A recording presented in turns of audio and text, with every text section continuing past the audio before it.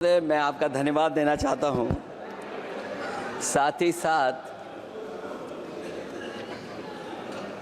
इस सदन में जो 75वें वर्ष पर संविधान की बहस शुरू हुई है, जहां सत्ता पक्ष से माननीय रक्षा मंत्री जी उन्होंने अपनी बात रखी। अभी कांग्रेस पार्टी की नवनिर्वाचित सांसद उन्होंने अपनी बात रखी। उसके बाद अध्यक्ष महोदय मुझे बोलने का मौका मिल रहा है। मैं सबसे पहले लाखों लाख लोग जो भारत देश की आज़ादी में जिन्होंने अपनी जान न्यौछावर कर दी, देश आज़ाद हुआ। आज़ादी के बाद बाबा साहब भीमराव अंबेडकर जी और तमाम हमारे वरिष्ठ लोगों ने इस संविधान को देने का काम किया। मैं उनको याद करने के साथ साथ जो आज 13 तारीख जिस दिन हम आप सदन में बैठे हैं, एक ऐसी घटना घटी थी, अगर उस समय सुरक्षा कर्मियों ने अपनी सूझबूझ के साथ, बहादुरी और साहस के साथ अगर उन आतंकवादियों को मुकाबला न किया होता तो हमारे देश के बहुत सारे महत्वपूर्ण नेता जो उस समय सदन में थे, न जाने क्या परिस्थिति बनती। मैं उन बहादुर जिनकी जान गई उनका याद करता हूं, वहीं श्रद्धांजलि भी देता हूं। मैं इस संविधान की चर्चा पे जहां खड़ा हुआ हूं, मैं बाबा भीमराव अंबेडकर जी उनको श्रद्धांजलि अर्पित करते हुए जिन्होंने संविधान को देने का काम किया। हमारा संविधान जो तैयार हुआ है, उनकी प्रबुद्ध दृष्टि का परिणाम है कि हमारे पास न्याय, स्वतंत्रता, समानता और बंधुत्व के सिद्धांतों पर आधारित एक महान संविधान हमें मिला है। भारत राज्यों का एक संघ है और हमें विविधता में एकता पर गर्व है। ये हमारा संविधान ही है जिसने भाषाई, क्षेत्रीय, धार्मिक और जातीय विविधता वाले हमारे देश को एक साथ रखा है। ये संविधान डॉक्टर अंबेडकर जी ने कहा था कि संविधान की सफलता इस पर निर्भर करेगी कि हम उसके अनुसार कैसे काम करते हैं। ये देखना है, विधायिका, कार्यपालिका और न्यायपालिका की जिम्मेदारी है कि इस महान देश का शासन हमारे संविधान में निहित उच्च सिद्धांतों के अनुसार चलाया जाए। डॉक्टर अंबेडकर ने कहा था, मैंने तो संविधान निर्माण का दायित्व बहिष्कृत वंचित वर्गों को अधिकार दिलाने के लिया है। ये वही संविधान है जो समय समय पर हमारा रक्षा कवच बनता है। अध्यक्ष महोदय, ये संविधान हमारी ढाल है, संविधान हमारी सुरक्षा है, संविधान हमें समय समय पर शक्ति देता है। संविधान ही देश की 90% शोषित, उपेक्षित, पीड़ित, वंचित जनता के अधिकारों का सच्चा संरक्षक है। ये संविधान ही हमारा बड़ा मददगार है। इसलिए ये हमारे जैसे लोग और देश के कमजोर लोगों के लिए और खासकर पीढ़ी के लिए संविधान की रक्षा जन्म मरण का विषय है। संविधान ही लोकतंत्र की प्राणवायु है। और जहां बाबा साहब भीमराव अंबेडकर जी ने इतना शानदार अच्छा संविधान दिया, वहीं डॉक्टर अंबेडकर ने स्पष्ट कहा था, जो हमारे माननीय मंत्री जी ने भी सत्ता पक्ष से वो बात रखी और कहा था, संविधान कितना भी अच्छा हो, यदि उसे लागू करने वाले लोग अच्छे नहीं होंगे तो परिणाम अच्छे नहीं निकलेंगे। इसलिए अध्यक्ष महोदय, इस संविधान पर लगभग 75 वर्ष में के बाद भारत की संसद में फिर चर्चा हो रही है। मैं कई महत्वपूर्ण बिंदुओं पर अपनी बात को रखना चाहूँगा। अध्यक्ष महोदय, हमारे संविधान की प्रस्तावना संविधान का निचोड़ है। सरकार के उद्देश्यों और लक्ष्यों को स्पष्ट उल्लेख है प्रस्तावना में। मैं प्रारंभ करता हूं संपूर्ण प्रभुत्व संपन्न समाजवादी धर्मप्रिय लोकतांत्रिक गणराज्य से। आज अध्यक्ष जी, सीमाओं की रक्षा करना संप्रभु का प्रथम कर्तव्य है। और अध्यक्ष महोदय, जिस देश की सीमाओं की सुरक्षा में जहां पर समय समय पर सेंध लगती हो, और हमारे माननीय मंत्री जी बेहतर जानते होंगे कि कई जगह पर हमारी सीमाएं सिकुड़ रही हैं। हमारे संसदीय मंत्री राज्य अरुणाचल प्रदेश में चीन के बिल्कुल बगल में रहते हैं। अध्यक्ष महोदय, ये जानते होंगे कि हमारे पड़ोस में कितने गांव बस गए हैं,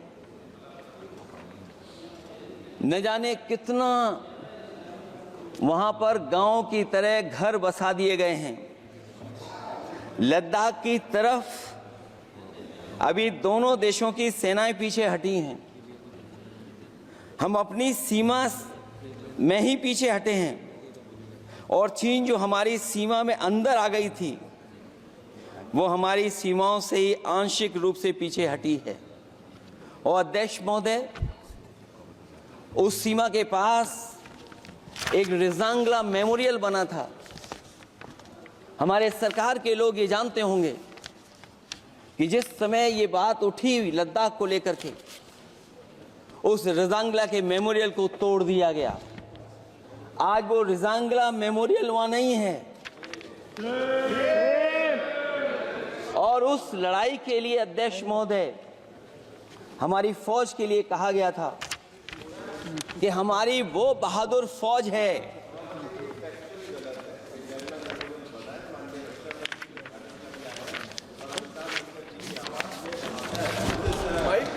अध्यक्ष महोदय, यही तो फर्क है।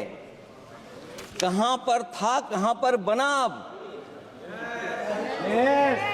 और अध्यक्ष महोदय, मैं सरकार को बताना चाहता हूं, अध्यक्ष जी, मंत्री जानते होंगे, मंत्री जी, केवल 12 किलोमीटर सड़क बनी थी, और पड़ोसी देश ने क्या क्या नहीं कहा गया। और वो समय आएगा जब हमें मानसरोवर और कैलाश पर्वत पे जाने के लिए भी वो देश हमें रोकने लगेगा। तो हमारी आज 75 साल बाद सीमाएं कितनी सुरक्षित हैं। क्या लद्दाख की वो फिंगर्स जहां पर हम पहले थे, क्या हमारी फौज वहीं खड़ी है कि नहीं खड़ी है? अगर आप रिजांगला मेमोरियल जानते होंगे, तो लद्दाख की वो सीमाएं जो हमारे देश के अंदर थी, क्या हमारी सीमा वहां तक है कि नहीं है? आज सही है। ये देश समाजवादी गणराज्य बने। समाजवाद का सरल शब्दों में अर्थ है कि समता और संपन्नता हो। लेकिन देश में अध्यक्ष महोदय, 2014 के बाद विषमता जिस तेजी के साथ बढ़ी है, उसकी कल्पना भी नहीं की जा सकती है। 140 करोड़ में से 82 करोड़ सरकारी अन्न पर जिंदा हैं। अध्यक्ष महोदय, जो देश को ये कहते हो कि हम दुनिया की सबसे तेज रफ्तार पे चलने वाली अर्थव्यवस्था बनने जा रहे हैं, 3 पर पहुंच गए और ऊपर जाएंगे। मैं सरकार से कहना चाहता हूं कि जब 82 करोड़ सरकारी अन्न पर जिंदा हैं, और दूसरी तरफ देश की संपूर्ण संपत्ति के 2/3 हिस्से पर कुछ परिवारों का कब्जा है।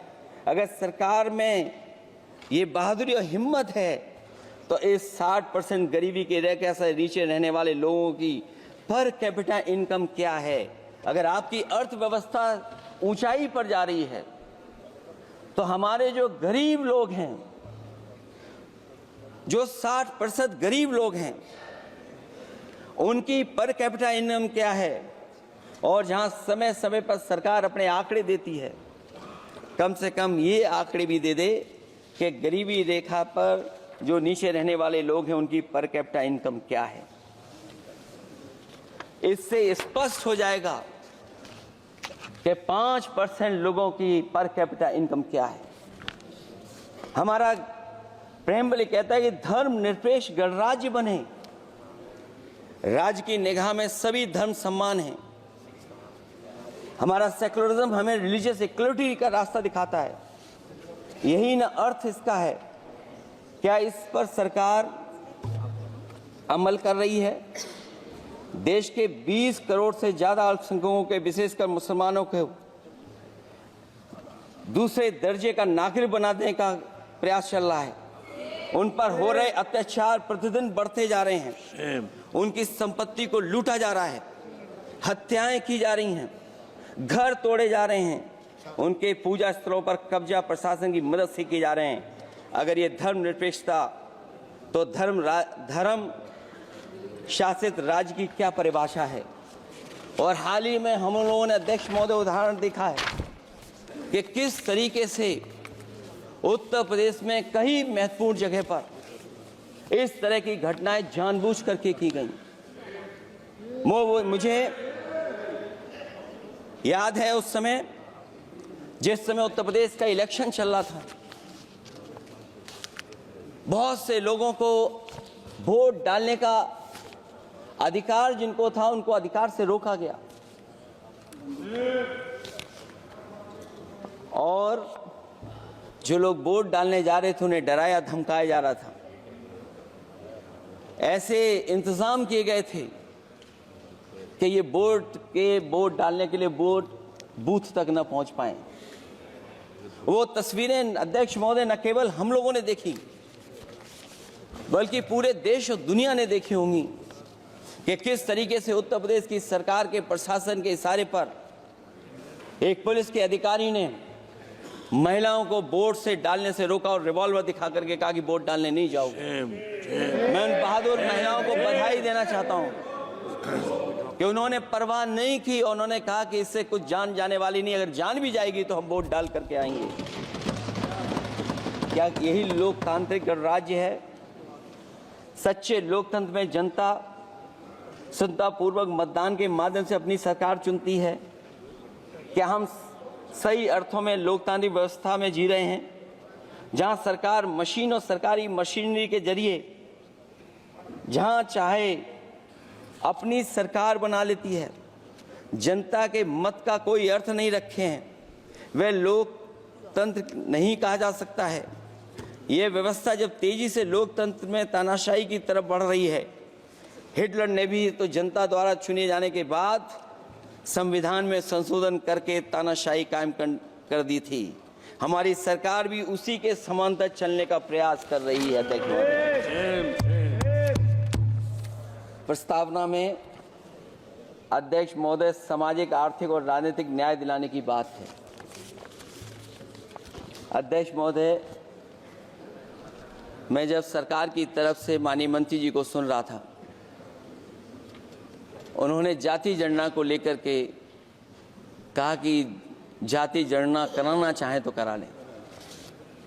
हम लोग तो उस पक्ष के धर लोग हैं, अगर आप करा सकते हैं तो आप कराइए। नहीं अध्यक्ष महोदय, जब कभी भी हम लोगों को मौका मिलेगा तो जाति जनगणना कराने का काम हम लोग करेंगे।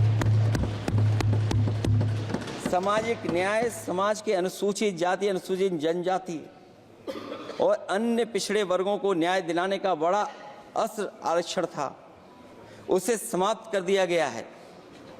आउटसोर्सिंग और कॉन्ट्रैक्ट बेसिस पर थोड़ी बहुत नौकरियां जो दी जा रही हैं, उनमें दलितों और पिछड़ों का कोई आरक्षण नहीं है।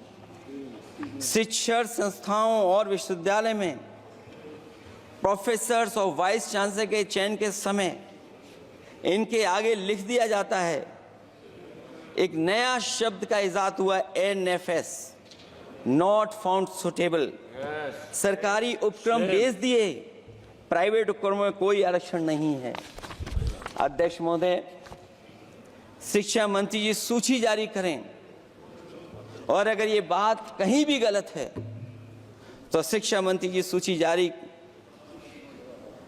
कर दें। देश के सभी केंद्रीय विश्वविद्यालयों के वाइस चांसलर की ओर प्रोफेसर की एक, मैं तो कहूंगा अध्यक्ष महोदय कि शिक्षा मंत्री जी अगर ये सूची जारी कर दें कि जितनी भी सेंट्रल यूनिवर्सिटीज हैं और उनके माध्यम से जितने भी प्रोफेसर्स का अपॉइंटमेंट हुआ है, सब बात साफ हो जाएगी। आप केवल देश के 10% लोगों को ही ख्याल रख रहे हैं, बाकी 90% लोगों का आप ख्याल नहीं रख पा रहे हैं। और जाति जनगणना कभी जाति में भेदभाव नहीं बढ़ाएगा अध्यक्ष महोदय। जाति जनगणना जातियों के बीच दूरियां कम करेगा और तमाम हमारे ऐसे समाज के लोग जिनको न्याय नहीं मिला, जिनको अधिकार नहीं मिला है, अध्यक्ष महोदय, कम से कम जाति जनगणना के बाद उन्हें अधिकार और सम्मान दिलाने का काम भी हो सकेगा। इसलिए हम इसके पक्ष में हैं। आर्थिक न्याय के बगैर न सामाजिक न्याय मिल सकता है और न राजनीतिक न्याय मिल सकता है।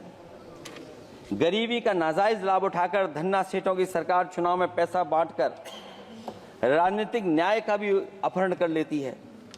कर्ज में डूबी बड़ी आबादी महाजन के दबाव में अपनी इच्छा के खिलाफ वोट देने को विवश हो जाती है।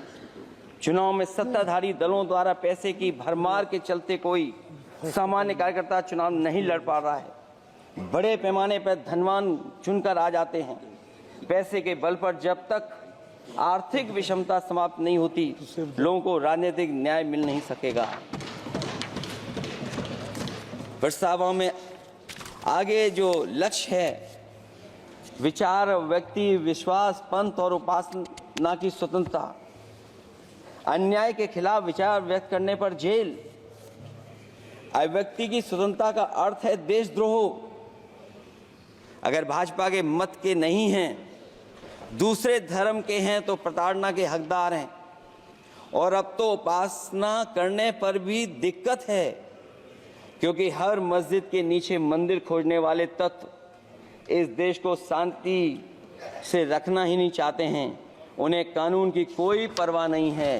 मैं इस मौके पर धन्यवाद देना चाहता हूं सुप्रीम कोर्ट का, कम से कम वो फैसला आया है जहां कुछ दिनों के लिए ये पाबंदी लगाई गई। व्यक्तियों की गरिमा और देश की एकता और अखंडता को सुनिश्चित करने वाली बंधुता, ये विभाजनकारी नीतियां संविधान की प्रस्तावना के उस उद्देश्य से जरा भी मेल नहीं खाती है। व्यक्ति की गरिमा लिंचिंग से धूल दूषित हो चुकी है। उद्योगपति सरकारी आतंक से परेशान हैं, हो करके अपनी पूंजी समेटकर देश छोड़ गए हैं और लगातार जा रहे हैं। अध्यक्ष महोदय, आजादी के बाद उद्योगपति कभी इतने भारत छोड़ करके नहीं गए होंगे, देश छोड़ के नहीं गए होंगे जितने इनकी सरकार में चले गए हैं। अगर व्यक्ति की गरिमा सुनिश्चित हो तो कोई व्यक्ति क्या अपनी मातृभूमि को छोड़ करके जा सकता है। सरकार इस पर आत्मचिंतन करे। अगर आपसी मतभेद पैदा करके एक दूसरे के प्रति अविश्वास पैदा किया जाएगा तो क्या देश की एकता और अखंडता के लिए एक अशुभ संकेत नहीं होगा।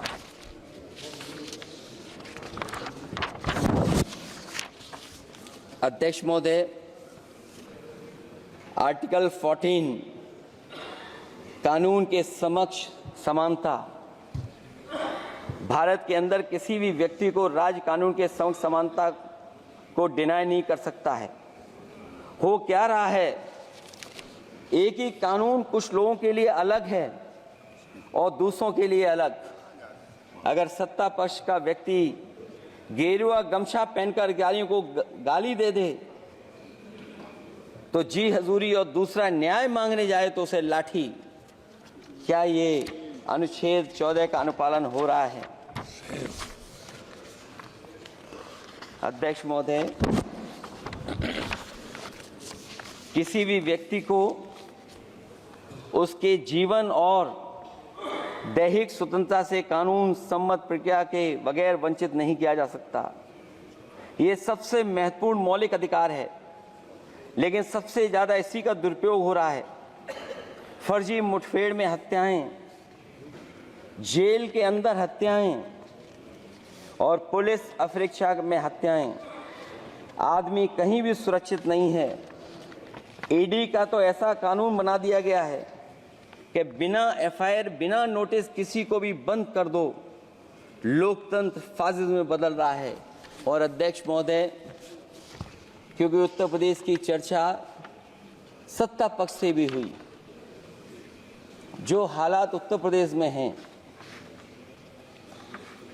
ऐसे हालात कभी किसी ने पहले नहीं देखे।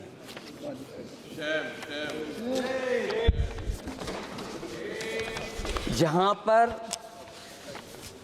कानून की समय समय पर धज्जियां उड़ रही हैं। और अध्यक्ष महोदय, केवल एक घटना नहीं मैं कहना चाहता हूं, ऐसी तमाम घटनाएं हैं जिनके बारे में मैं कह सकता हूं। आज़ादी के बाद अगर हम 75वें वर्ष में इस बात पर चर्चा करें संविधान पर, और आए दिन लोगों को न्याय मांगने के लिए आत्मदाह करना पड़े, तहसील हो वहां पे आत्मदाह, जिलाधिकारी हो वहां पे आत्मदाह, न्याय मांगने के लिए अगर मुख्यमंत्री आवास में जाना पड़े वहां पे आत्मदाह। सोचिए हम किस दिशा में जा रहे हैं। और अध्यक्ष महोदय, किसने नहीं देखा कि टीवी पे चलते हुए लोगों की जान ले ली गई? लाइव देखा है सबने। ये कहां का न्याय है? न केवल वो, बल्कि पता नहीं अध्यक्ष महोदय, हमारा प्रदेश कस्टोडियल डेथ में सबसे आगे जा रहा है, महिलाओं के उत्पीड़न में सबसे आगे जा रहा है। ये मैं नहीं कह रहा हूं, अध्यक्ष महोदय, ये सरकार के आंकड़े बता रहे हैं। और न केवल इन चीजों में आगे जा रहा है, बल्कि आजकल जो नए जमाने का डिजिटल इंडिया है, अगर साइबर अपराधों में सबसे आगे कोई प्रदेश दिखाई दे रहा है तो वो उत्तर प्रदेश दिखाई दे रहा है। ये अलग बात है अध्यक्ष महोदय कि कभी कभी जो डबल इंजन की सरकार चलने वाले जो दावा करते थे, पहले इंजन टकराते थे, अब तो डब्बे भी टकराने लगे हैं। Double engine single driver. और होड़ लगी हुई है कि कभी किसी ने दिल्ली का रास्ता किसी माध्यम से अपनाया था, उसी रास्ते पे चल करके आगे बढ़ना चाहते हैं। इससे खराब इस लोकतंत्र में और क्या हो सकता है? जिन लोगों ने ये कहा हो कि हम नौकरियां दे देंगे, आज नौकरियां कहां हैं? रोजगार कहां हैं? और अध्यक्ष महोदय, अगर वादा किया जाए नौकरी और रोजगार का, इन्वेस्टमेंट का, और सपने बड़े दिखाए जाएं, ये बात मैं इसलिए कह रहा हूं कि माननीय मंत्री जी भी उसी प्रदेश से आते हैं, प्रधानमंत्री जी भी उसी प्रदेश से आते हैं। आज कई मायनों में, कई आंकड़ों में उत्तर प्रदेश पीछे दिखाई दे रहा है। जहां रोजगार के सवाल पर, जो सरकारी नौकरियां इसलिए नहीं क्योंकि आरक्षण न देना पड़ जाए, इसे सरकारी नौकरियां नहीं हैं। आए दिन पेपर आउट, पेपर लीक, न केवल पेपर लीक है बल्कि जानबूझ करके पेपर लीक कराया जाता है जिससे कि परीक्षा रद्द की जा सके। और जो अग्निवीर वाला सवाल था वो आज भी वैसा ही का वैसा है। हम लोग अग्निवीर वाली व्यवस्था कभी स्वीकार नहीं कर सकते हैं। जो पहले भर्ती जैसी होती थी अध्यक्ष महोदय, अगर वैसी ही भर्ती होगी तो हमारी सीमाएं और सुरक्षित होंगी, हमारे और नौजवान जाकर के देश की असली पक्की वर्दी पहनने का काम करेंगे। ये अध्यक्ष महोदय कैसी चर्चा संविधान की जो है बिना प्रधान की।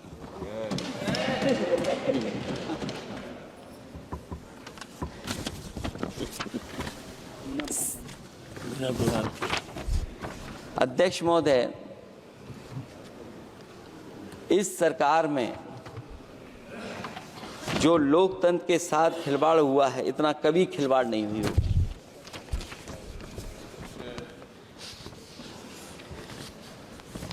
संविधान को परतंत्र बनाकर जो लोग राज करना चाहते हैं, उनके लिए आज़ादी का अमृतकाल सिर्फ एक जुमला है।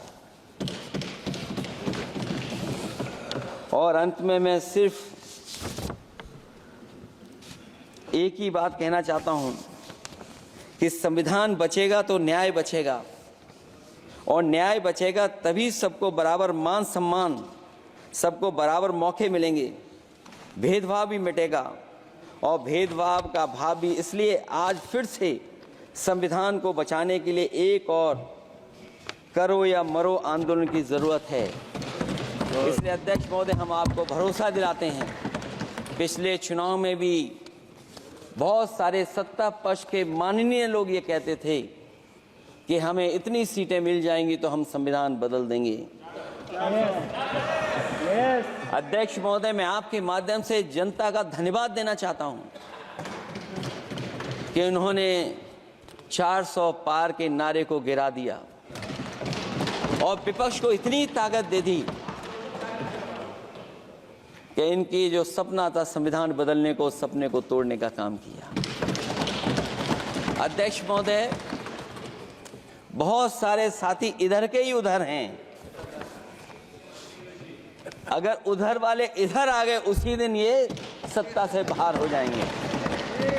अध्यक्ष महोदय, आखिरी में मैं कुछ लाइनें कहकर के अपनी बात खत्म करना चाहता हूं। न मेरा है न तेरा है, ये हिंदुस्तान सबका है। नहीं समझी गई ये बात तो नुकसान सबका है। हजारों रास्ते खोजे गए उस तक पहुंचने के, मगर पहुंचे हुए ये कह गए भगवान सबका है। जो इसमें मिल गई नदियां वो दिखाई नहीं देती महासागर बनाने में, मगर एहसान सबका है। अनेकों रंग खुशबू नस्ल के फल फूल पौधे हैं, मगर उपवन की इज्जत आबरू ईमान सबका है। हमें उम्मीद है कि इस चर्चा के बाद बाबा साहब भीमराव अम्बेडकर जी का दिया हुआ संविधान को बदलने का सपना नहीं देखा जाएगा। साथ ही साथ डॉक्टर राममनोहर लोहिया, जिन्होंने समाजवादी आंदोलन का रास्ता दिखाया, नेताजी ने जो संघर्ष कर करके हम लोगों को उस जगह पहुंचाया, वहीं लोकनायक जयप्रकाश जी ने इस देश को आगे बढ़ाने के लिए समय समय पर संपूर्ण क्रांति का आह्वान देकर के जागरूक किया। मैं उन सबको याद करते हुए एक बार फिर अध्यक्ष जी आपका बहुत बहुत धन्यवाद देता हूँ।